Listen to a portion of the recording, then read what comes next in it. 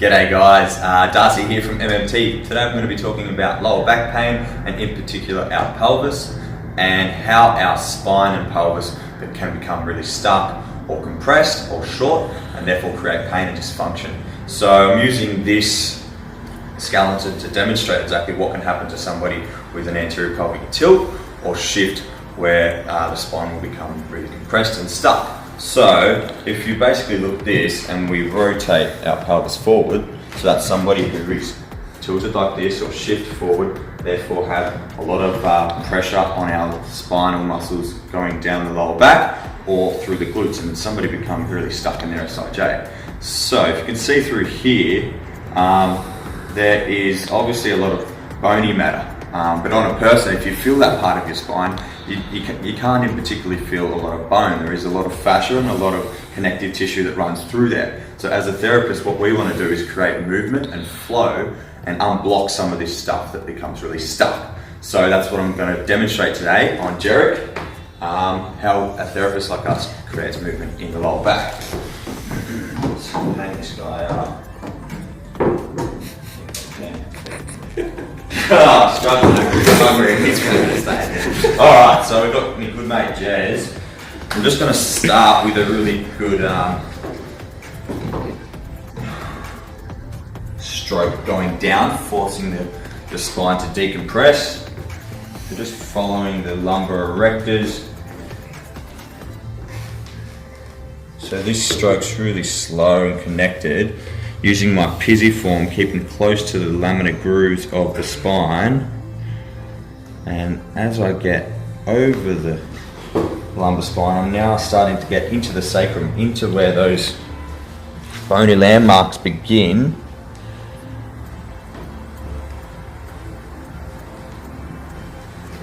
I'm really forcing all the stuff that's stuck and become really stagnant away.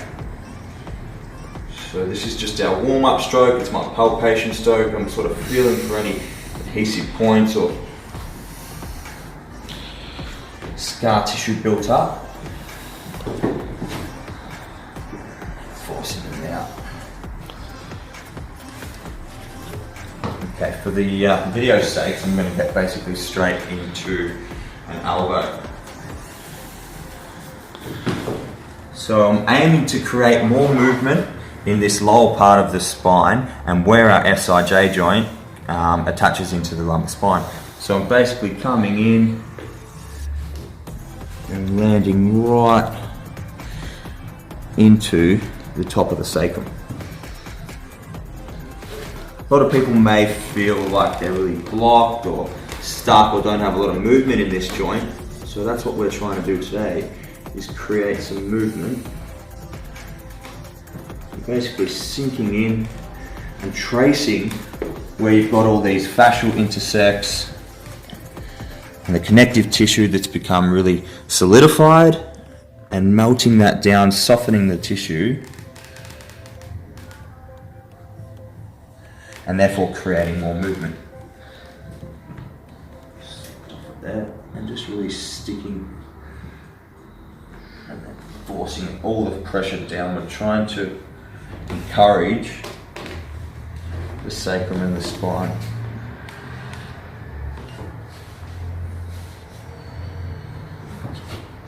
What I can also do is get my thumb, find a nice point in there. That's a trigger point on Jazz. So you've got all your glutes that attach in here and the sciatic nerve that runs through this part.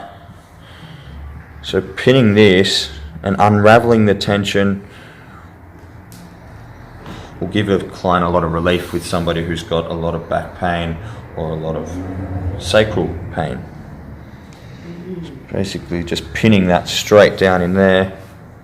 And I might hold this for a few minutes, just depending on the client, how long the pain's been there for. If they're chronic and it's been there for a long time, we might spend more time there unblocking, unraveling, opening up sort of channels for the nerves and muscles to run through there smoother and more fluently.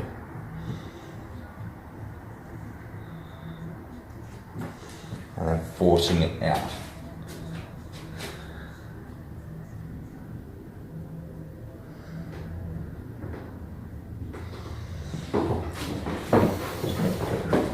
in just at the top of the lowest part of the spine now.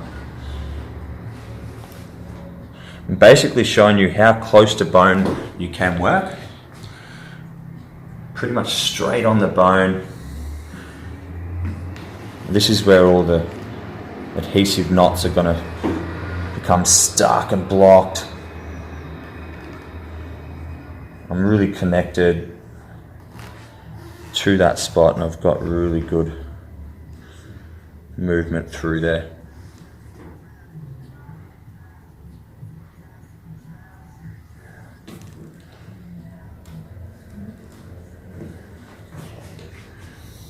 So if you've got SI joint pain, this would be a treatment for you. If you've got sciatica, this would also be a really good treatment for you.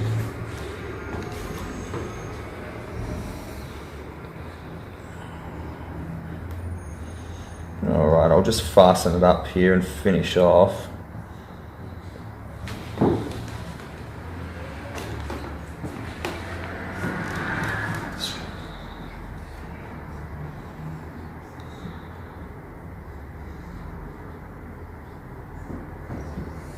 Okay. So if you can relate to any of these symptoms, you've got SI joint pain, sciatica, lower back pain, book in with one of our therapists at musculartherapy.com and